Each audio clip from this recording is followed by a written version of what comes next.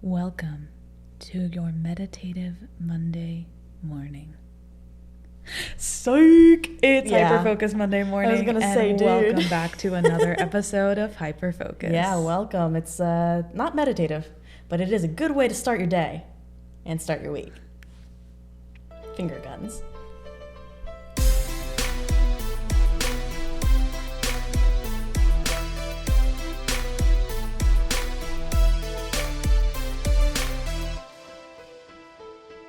Hello, people who need a hug.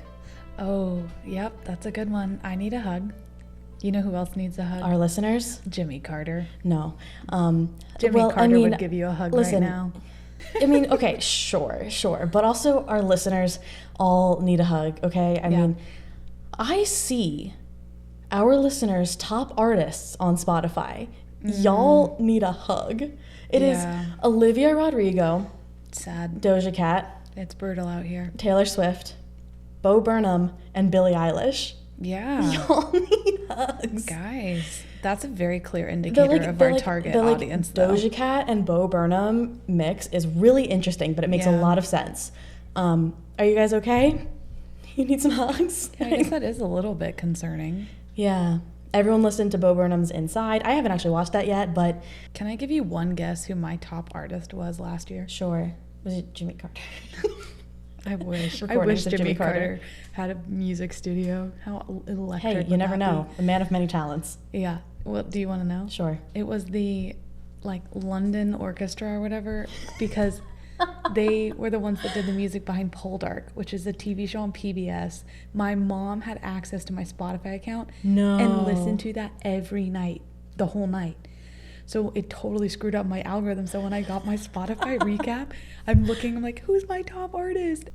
And it's the orchestra of Poldark. And I'm sitting there like, what? I really thought you were just going to say that you really liked movie scores and classical music. Which I do. I do like both, but that specific artist group, whatever, is solely known for Poldark. Yeah, I mean, I think one of my top artists was one of my top playlists was classical study music. Yeah, which that one makes sense. That makes sense. Yeah. But anyways, thought that was I didn't know that about myself. I'm looking at you right now. I didn't get a good look at you before. What lip gloss are you wearing? Because it's incredible. This is the Victoria's Secret lip plumping lip gloss. I like it a lot. It is currently stinging my lips, so. Well, other than stinging lips, how are you doing, Maddie? I'm doing good. I'm excited for you to have the reins this episode. Me too. To hear you always bring good content to the table, so I'm excited. Yes, I do. So take it away. Do you want to ask me how I'm doing? Not really. Okay, well, I'm going to tell you anyway. I'm doing horribly. Oh, no. I stepped on some fire ants the other day. Grr. They're evil fire My ants. foot looks disgusting. It burns and itches, and it's horrible. Yeah. I hate my life right now. It wakes me up in the middle of the night. I'm surviving on Benadryl and ice baths. And ironically, she takes stimulants for her ADHD, so it's quite a dichotomy of I'm Rachel's. Completely awake during the day, and then at 20 minutes after I take that Benadryl, you will not see me for 10 hours. It's absolutely remarkable. I love watching it. It's so entertaining. I only have to take one Benadryl too. It's literally the kid's dose. I'm sorry, I just had If you're gonna swear on this podcast, it better be about my medicine habits. Duh. So yeah, so that's what's going on with me right now. Everything's gonna be okay, except for the fact that I can see the reaction that my skin is having to the venom that was injected into me by these ants. Beautiful descriptions. So yes, thank you. I know. I'm sure everyone wanted to hear it. In addition to my life being horrible because of that, there were also some things in your episode that I know is making everyone else's life horrible. Mm-hmm. So I think I'm willing to bet I know one of them. I think I need to take about 8 seconds. To do what? I'm thinking I'm going to apologize for you. We should call that 8-second apologies. I don't know. We'll circle back. Well, yeah. We'll circle back. Circle back. Circle back. All right, so hit me with your best shot. We'll touch base on that again. So because you said you know one of them, I'm a little worried that it might not be in here because I actually was just going to do some general apologies, okay? So first of all, I am very, very sorry for the length of that episode. Ding, ding, ding. Maddie has been giving me so much crap about how long some of my episodes are. And then she comes out guns blazing with the longest episode we've ever had. Now, I will say... Call that hypocrisy. I'm not done. Okay. I'm also very, very sorry that not only did Maddie subject you to a very long episode, but that long episode was super gruesome. Yeah. She doesn't love you. She doesn't care about your mental health or you sleeping at night or any of those things. No. Okay, now say your piece. I wouldn't say that. I would say, though, I'm seeing a double standard here from Raquel. Last time we did apologies, my episode was too short. Now it's too long. Yeah, there's something between 20 minutes and an hour and 20 minutes. Imagine that. There's just no winning with her. I can never do enough. No, it's perfect or nothing. Come on. No, I will say that was one I figured was going to get long, and then the editing process came, and I realized, holy crap, this is very long. It was so much. So take it in doses if you need. I will not be offended. So, Maddie, I want to say something here. Yeah. So my mom called me after she listened to that episode, and she said, Rachel, I think when you do apologies next time, you're going to have to apologize to Maddie for butting in so much and giving your own information. And I was like, Mom, Maddie told me, Rachel, this is an episode that you're going to know a lot about. Please interject. Please give your information, your knowledge. And she was like, okay. Maddie's face right now. Y'all need to look at the YouTube video solely during this time frame because she's so happy. No, well, it was, I think, to be honest, you didn't interject that much. It was just so much was there. It's just so much. But I think part of it was when we got to Elisa Lam, like we knew it was just going to take on a life of its own because that's the story that comes with that conversation. And also the story that comes with the conversation that is any conversation with Rachel is, imagine this. Right. Hyper-focusing on something.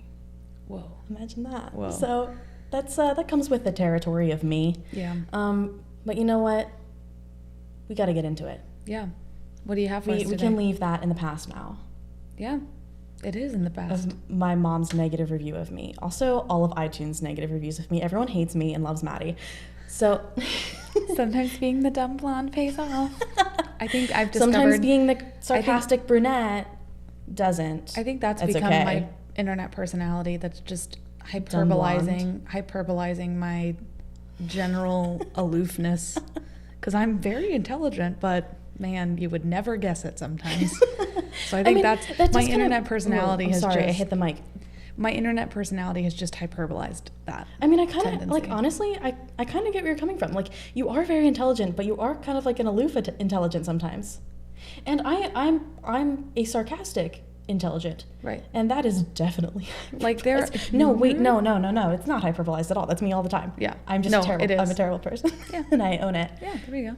Like I said on Instagram, I have a very Aubrey Plaza, April Ludgate reaction to it. And people's like, Rachel's the worst. I'm like, thank you. I'm like Leslie Knope, but more intelligent. Yes. No, Leslie Knope is very intelligent. Okay, she is kind of an aloof intelligent and makes sense. Yeah. It makes sense. I think and I don't even know if aloof's the right word. I think it's just I don't know that it is, but I know exactly what you mean. It's not necessarily innocence either because you're intelligent. Okay. Like you know what's going on. Yeah. But it's like that's why aloof intelligence is a little bit oxymoronic, but it makes a lot of sense at the same time. Boom. Now, we're probably like 15 minutes into this, and we're just talking about our own intelligence. And I'm supposed to be the narcissistic one here, according to our reviews. So I'm going to make this about me and say, let's move on to the topic. Here we go. Because I need to stay true to my personality and my internet persona. So, Maddie, I have a question for you. I have an answer. Do you remember a few weeks ago? I think we were driving. Okay. And I said, Maddie, I had a topic idea come to me in a dream. Oh, it's this.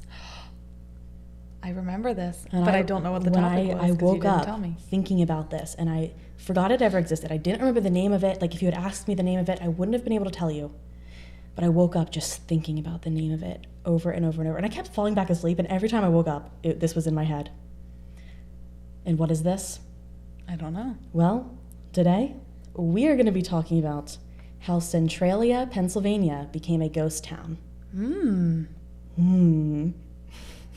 Okay. Some more ghost stories for you. Well, that's not really what I mean by ghost town. I know what you mean by ghost town. Okay, good. Not really haunted, unfortunately, but a lot of other weird stuff. It's here. So let's talk about Centralia. You ready? I'm ready. You ready for this ghost town? So Pennsylvania is home to many coal deposits, and mining is an important business there in a lot of places in rural Pennsylvania. And in the 1800s, the small town of Centralia was taking advantage of one of these coal deposits. This one being, and I'm not even going to try to say it because I meant to look up how to say it, and I didn't.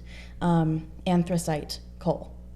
This one being good. This one being anthracite coal. I said I wasn't going to try it, and then I literally went straight into it. I loved it because I looked at it again, and it looked easier than I thought it was. Don't come for me if that's not coal. If that's not how you pronounce it, it is now. That's it. We're changing the definition and the pronunciation. Okay.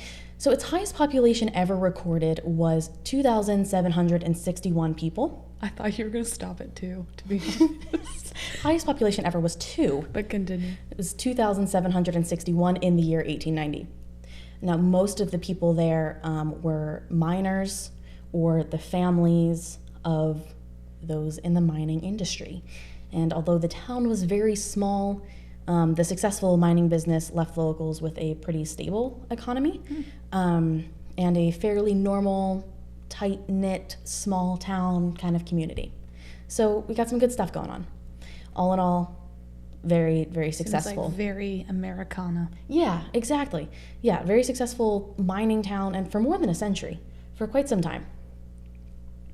Today, however, Centralia is a complete ghost town. Complete ghost town. Almost all of the construction is gone. Only a few lone homes still stand, and they look completely out of place. There are massive cracks in the road that spew smoke and steam. Almost nobody lives there anymore, and the few that do remain there live there despite knowing all of the dangers of it. Oh. Yeah. Do you have the population count? We'll get there. Okay. Don't you worry. All right. Don't you worry. This is a narrative, my friend. So we have to go through the story. From the beginning. We're not going around to the end. We're going through, dude. We can't go over it. We can't go under it. Looks like we gotta go through it. That's exactly right. So that begs the question, what happened between the late 1800s and now? Well, I shall tell you. First, the Great Depression hit. As it does. That obviously wasn't great, but really, hang on. It was Let me great, finish. though. Shut up. I don't like you. But you were so proud of that joke. I was. I could see it in your face before you said it. I was so scared. That's why I wanted to wait till I was done with the sentence. But I'll let you have the dad joke. I have such a kid smile on right now. I just got candy.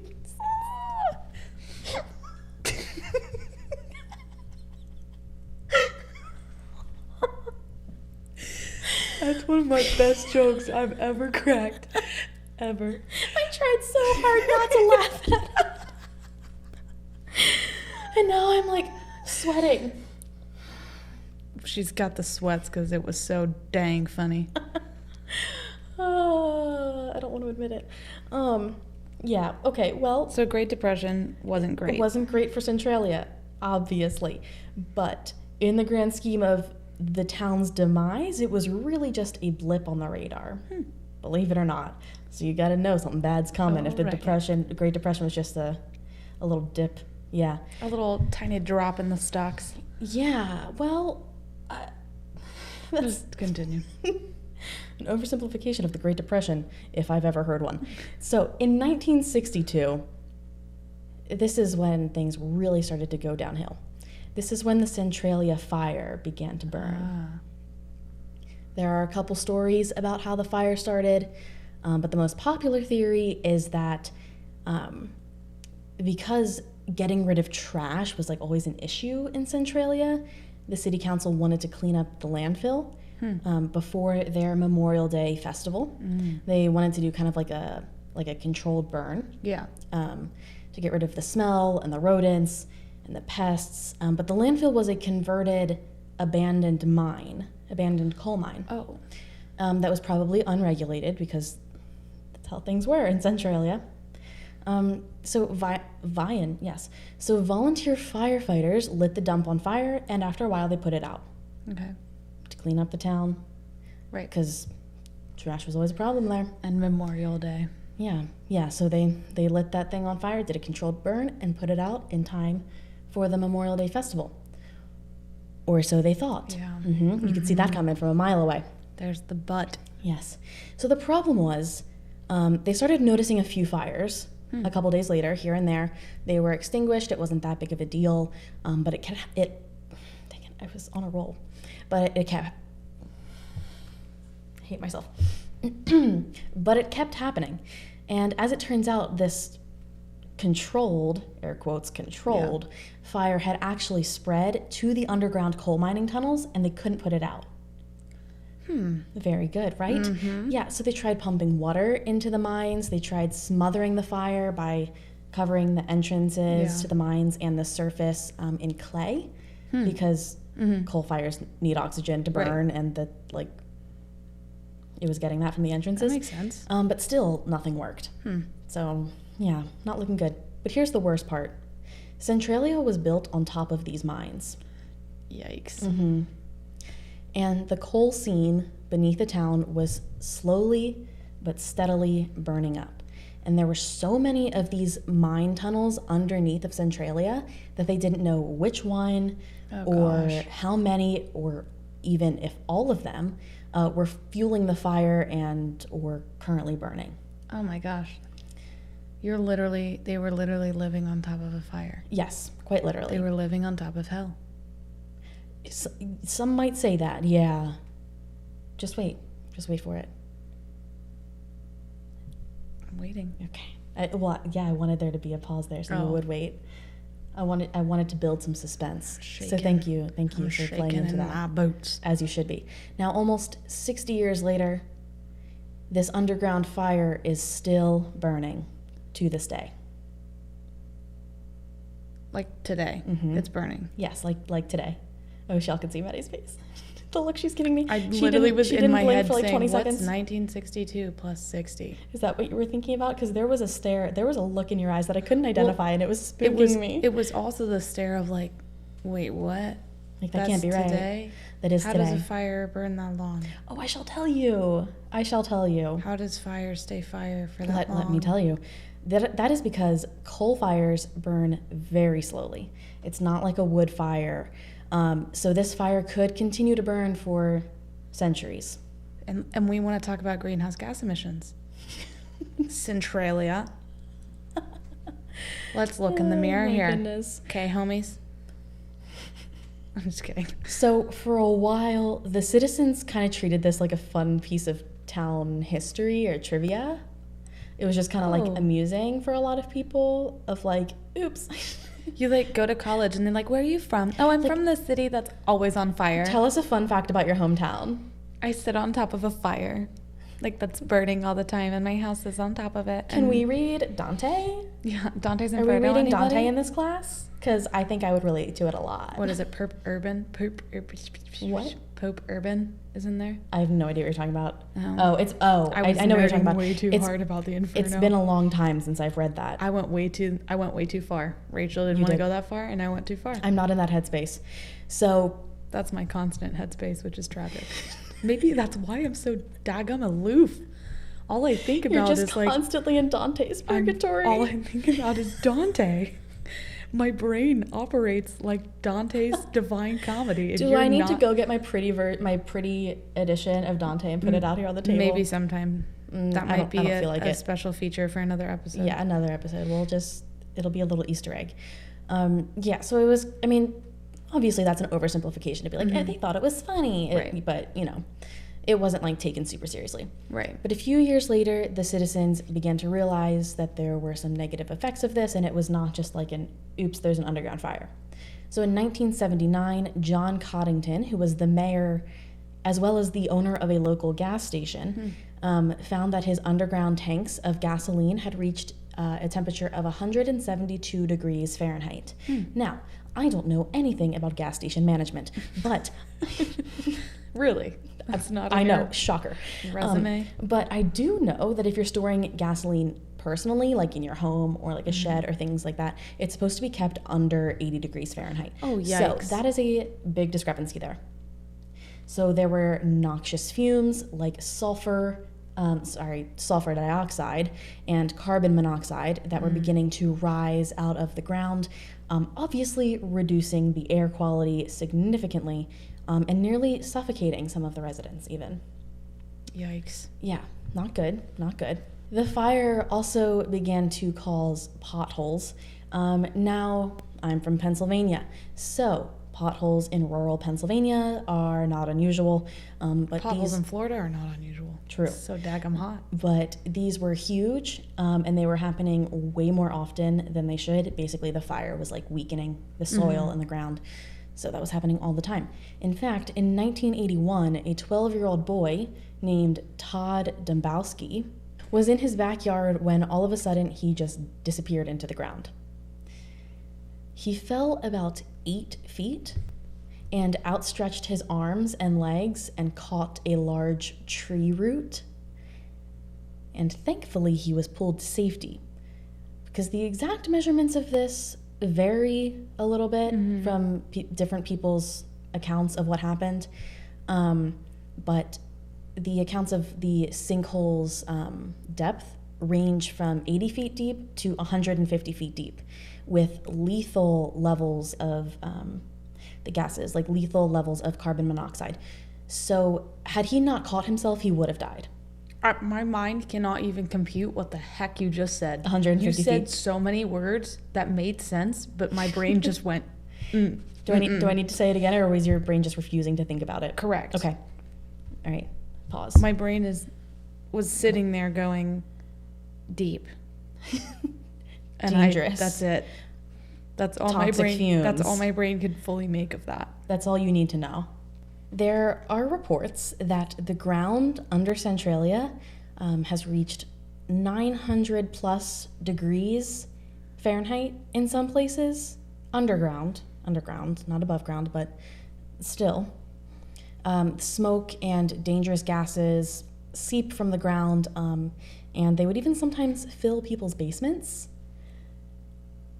Yeah, so that's not good.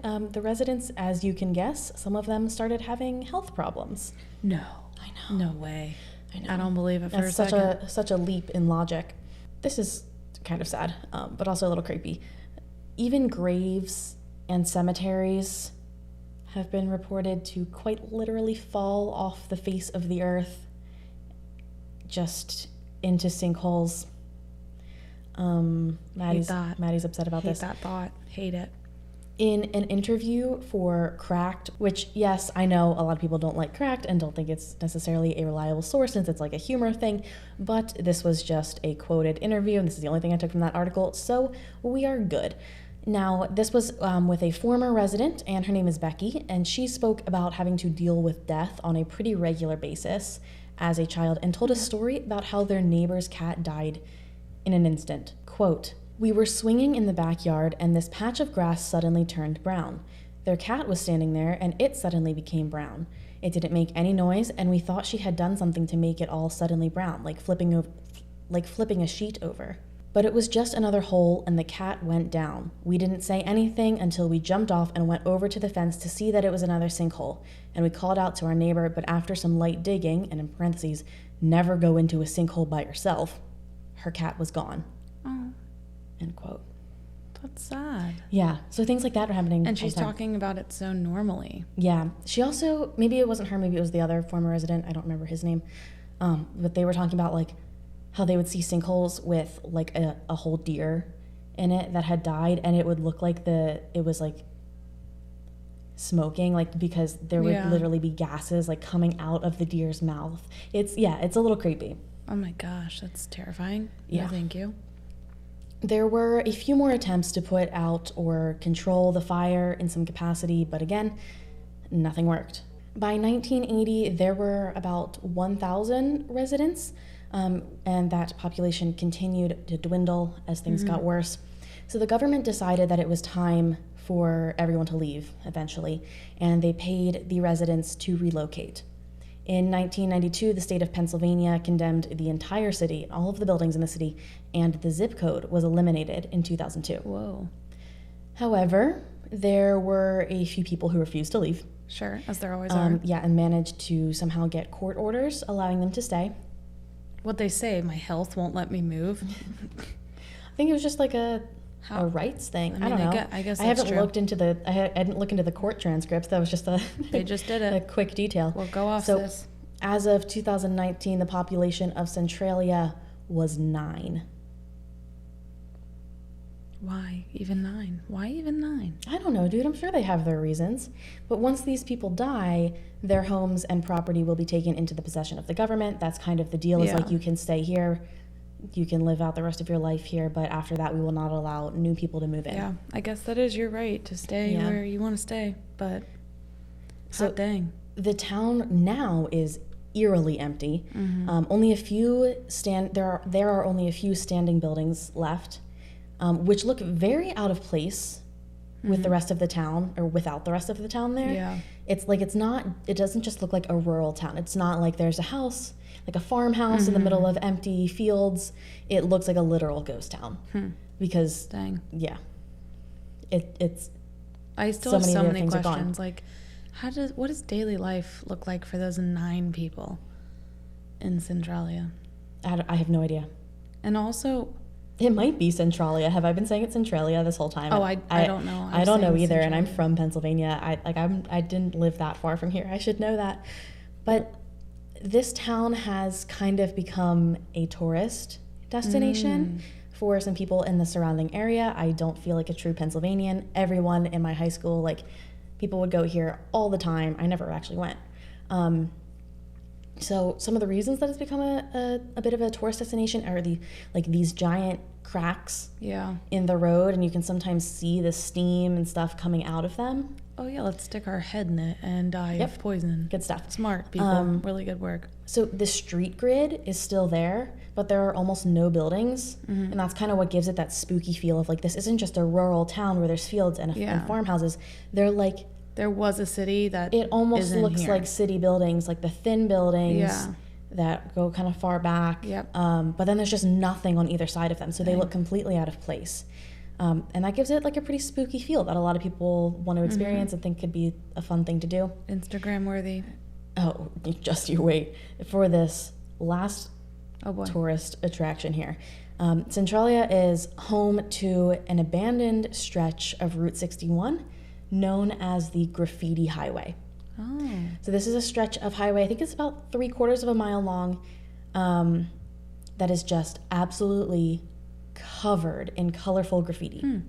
People would often go there to have some harmless fun, spray paint, whatever they wanted, taking pictures. This is like the Instagram spot. Wow. For a lot of people. Yeah, pretty much everyone I know has. Dang. Like from Pennsylvania. Yeah. Has a picture of this on their Instagram. But in April of 2020, the highway was actually covered with truckloads of dirt due to the spread of COVID and them not wanting people to travel, but also just because it was a huge liability to have people coming to Centralia and taking pictures and hanging out. Like, it was just a massive liability for the people who technically owned it, even though it was abandoned. Now, I would say, please do not go here. Yeah. Do not go here. It is very interesting, but it is also dangerous. The Instagram road has been covered up. Yeah. And a lot of people who go there and visit say that they kind of feel like intruders. I kind of get the sense that the people who stayed or who decided to stay in Centralia are kind of like the Ron Swansons of the world. Yeah. Who like don't want change. Yeah. Are happy with, where they're living. I mean, I can't speak for them. I don't know those 9 people, but that's kind of the sense that I get, and from what I've heard about people who have gone there. Yeah. So yeah, I would stay away. That the biggest, safest, and probably most fun attraction is gone, and it's just extremely dangerous. And there's no trespassing signs everywhere. Like, it doesn't really seem like they want tourists there, which I understand. I wouldn't either if I lived in a dangerous town. Yeah. That you feel like has been intruded by the government for so long. I don't get that. Why would you want I don't get it either. I wouldn't want to stay, but knock yourself out. It's a free world, free country. Oh no. What? They might literally do that. No, please don't. No, like with the gases. That might literally happen. Right. That might happen. I thought it was an insensitive joke, but you were trying to tell them to live their lives. The aloof, intelligent one, everybody. Give it up for Maddie. Thank you. I'll be here all week. Everybody's favorite. Thank you. apparently. No, they just feel pity for me. Because I'm mean to you? And I'm not mean to you. I'm not mean to you. I feel like I'm viewed as this little child. Oh, we probably both are. I mean, let's be real. But to be fair, being mean to people is how I show them love. If I'm nice to you, it means we're not that close. If I'm mean to you, it means I'm comfortable with you and I know what That's fair. What I can take. What you can take. She thinks I'm tough, guys. I think you're tough. It is. I will say it's a little bit harder to be mean to you than it was to Lauren, because off of the podcast, Lauren would dish it back to me 100% of the time. Yeah. And then on the podcast, she wouldn't. And I would be like, Lauren, everyone's going to think I'm a terrible person, which, yes, that has happened. I was like, give it back to me, dude. Like, come on. You, however, are so nice, so aggressively nice outside of the podcast. What a high compliment. So aggressively nice that it's I'm hard. going to put that in an Instagram bio. I've been described as aggressively nice by Rachel. Any time of our lives that we were not actively recording, she would dish it back all the time. But you were just like so aggressively nice, and you don't always dish it back. You do. You can. So does that make me passive aggressive? Because I literally would hate to be passive aggressive. No, you're not passive aggressive. Okay, good. Because passive aggression is my biggest pet peeve in life. And if you were being passive aggressive, I would tell you. Thank you. I can't handle that. I cannot handle people being passive aggressive. None of it. If they are, I look them in the eyes and say, tell me what you actually want, or tell me what you actually mean, and we will work through this, but I will not deal with that. No. It never works. So, but you're just so aggressively nice that it's hard for me to be mean to you. But no, don't give me the frown and the puppy dog eyes. I'm not doing this today. I'm going to close my eyes and say something mean about you. I can't even do it because I'm just picturing that face, and it's really upsetting because I just want to be sarcastic with you, Maddie. Put that away. I can't. It's so Stop. kind. I can't. No, I'm not going to look at you. This. Okay. You're making it hard for Let me. me say something culturally aloof, and then you can make fun of me. I thought you were going to say something nice about me, and I was going to have an aneurysm. I can do that too. No, please don't. Let's see. I didn't know who Addison Rae was until 2 days ago. Oh, good for you. Is that okay? That's okay. Okay. No shame to her. I just literally had no idea who she was until she started getting on the news for something with Donald Trump. I didn't know who she was. I didn't know she made TikToks. That's okay. It's okay. Where did that come from? Because I was trying to say something culturally aloof so you could make fun of me for it, and then you didn't. Oh. See? I'm not just spitting random bullcrap on my butt. You were just being like, see, I'm living up to my persona of not knowing. No, I was literally trying to help you make fun of me. See, no, but that's the thing. You were trying to help me. That's what I don't want. Okay. I'll be genuine about my stupidity. Maddie, to help you. No, not mean to you. I'm not asking you to be mean to you. I'm saying be mean to me. See, this is exactly what I mean. I can't be mean to you. I just don't know how to be mean to people that I like. You don't have to be mean, be sarcastic. Yeah. Push back against what I say. I guess I'm just not good at it. Unless I'm I actually think you're pretty good at pushing back on the podcast. I think you're pretty good at that. I just like cracking jokes. It's just outside of the podcast. You're so aggressively nice. So that it's hard for me to be mean to you. I need to change. Is what I'm hearing today. Is that who I am is not good enough for her. No, that's not what I'm saying. Goodness. I'll work on it. We'll do a sarcasm boot camp. I'll work.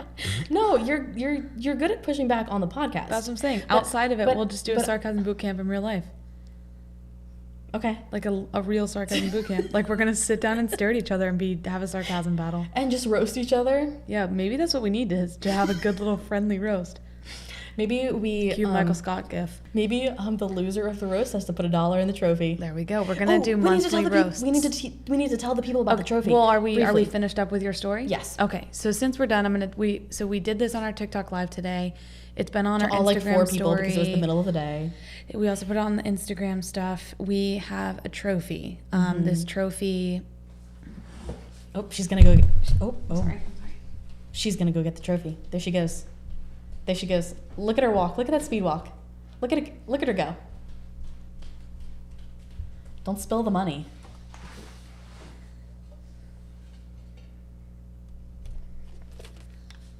This is one of my favorite things. Okay, that we have. I have this trophy. Yep. Okay. Would you like to read it to the people? I got it after my U12 soccer team U12. won the Charlotte Soccer Academy Adidas Cup. Very Thank nice. you. We beat all 5 other teams. Love it. And we were the champions. And so I was MVP for this tournament. And Of course you were. they gave me the trophy and said, here's the trophy. You could bring it back by the office whenever. There was no timeline. Then I switched teams and clubs, and it felt really awkward to go in and be like, oh, here's the trophy, also bye. So I just decided... She literally stole it, but it's fine. Now just speed up decided the story, dude. Until they asked for it, I'm just going to keep it. So 10 years later, Nice. here we are. And I still have this trophy. Okay, and but so tell I them said what to we're- tell Rachel, them what I we're using it said, for. I said, Rachel, you know how in New Girl they have the douche cup or douche jar? Yeah. We need to use my trophy for something like that. So we have converted the trophy into, we still don't have a name for it, but a sort of savings jar. It's a travel fund. For a girls trip. Girls trip. In the fall. And we are looking to accumulate some rules. So we have, I think we're up to 4. Are we up to So 4? 2 pertain to trivia. The first is what we call the Violating the Treaty of Paris. Yep. Violating the Treaty of Paris is my favorite one purely because of the name. We would love to dish that out and detail it some other time. Not important. No, it is important. If we are in a trivia night and one person has the correct answer, but the other person has an incorrect answer that they are very confident about and convinces the rest of the team that they are right when they are indeed wrong and someone else had the correct answer, that means they are violating the Treaty of Paris and they must put $1 in the trophy. And yes, that does refer to a trivia night in which I had the correct answer and everyone laughed at me and Maddie convinced everyone that it was not the right answer. But that is neither here nor there. We also have, like, if you lose trivia crack between the two of us, you put $1. And what are the other ones? Shoot, we came up with 2 more tonight. I know. If you accidentally say something on a TikTok live that's like sounds like bad or sexual or something, like completely not meaning to, because Maddie accidentally did that today. I do that all the time. There was one other one. What was it? Oh, if you lock yourself out. Oh, right. If you lock yourself out without the key, because that's something we wouldn't necessarily do all the time, but we could still do it. Yeah. So we need more rules, and we do want them to be funny, like the Treaty of Paris one. Correct. Because we only have $2 in there currently. I'll put that away. Because I lost trivia crack twice. Maddie does owe $1. I owe $1 today. That was the other thing. Anytime we play a game, so maybe we have 5. Anytime we do like a game. Any game. On TikTok Live or Instagram Live. Ooh, yeah, we could do competitions like. Whoever loses, because we did it today. We played What Do You Meme? And I think we'll try doing some like scheduled lives where we can start. Yeah, that could be fun. You guys could know and we could advance. broadcast it to like TikTok and Instagram. And we'll play What Do You Meme? That could be fun. But also I want there to be just some like completely crazy, weird, arbitrary things of like, when A happens, you have to B, and B should be wild. Like, like while we're talking about New Girl, like true American level complexity of rules. That's what we're looking for. Yeah. So that's our fun update about the trophy. So email us about that, or on our Instagram, send us a DM about rules. But also, don't forget, is this coming out in July? Yeah, this one is still coming out in July. So yeah, if you write a review of us, send us a screenshot and your address, and we'll send you a sticker. And to email us, our email is hyperfocuscast@gmail.com. It is indeed. And we can go ahead and tell you all our other platforms. You can find us and follow the whole network and the whole suite. You absolutely can. Of Hyperfocus options. So we have Instagram. Instagram and TikTok are both Hyperfocus Pod. Twitter. Hyperfocus_pod. We barely use it, but it's incredible. It does exist. Not. It barely exists, but it does exist. Maybe it'll exist more if you follow it. That's definitely true. And YouTube and Facebook. Hyperfocus, a podcast for chaotic minds. Join us there. We'll have some fun. Yeah, the YouTube videos are pretty fun, if I don't say so myself. If I do say so myself. Because I don't did know say what that face was that I was making. It was really bad. So maybe just zoom in on your face for that part. Also, if you want to send us scanned copies of your coloring book pictures, we'll print them and put them on our wall. Send us scanned copies of anything you want us to put on our wall in the background. Within reason, at the world. Okay? I'll be the judge of that. I'll be the judge of what is Rachel's reasonable. going to monitor our email. I hope this episode sounded a little bit better than the last one. We hadn't sound treated our studio, and also we tried to do that today, but we have no idea what we're doing. So it should be a little better. We also got pop filters, so that's fun. So we shouldn't destroy your eardrums every time we say a word that starts with a P or a D or something like that. Mad D. Mad D. So there were no thoughts behind your eyes while you said that. It was like watching a golden retriever. So maybe that's also that is my personality type. You're an intelligent golden retriever. Yeah. Good stuff. Well, it has been fun podcasting with you very late at night, Maddie. This was supposed to be a short episode, and the actual topic was very short, but we've rambled. But it was a fun one. I had a lot of fun tonight, so I think we're going to keep a lot of it in. Yeah. Maddie's not happy about having to edit all of that, but it'll be okay. It happens. It does. It happened. It happened last week, so it can happen this week. You can't get mad at me. All right. Bye. I love an abrupt ending. Stay chaotic, babes.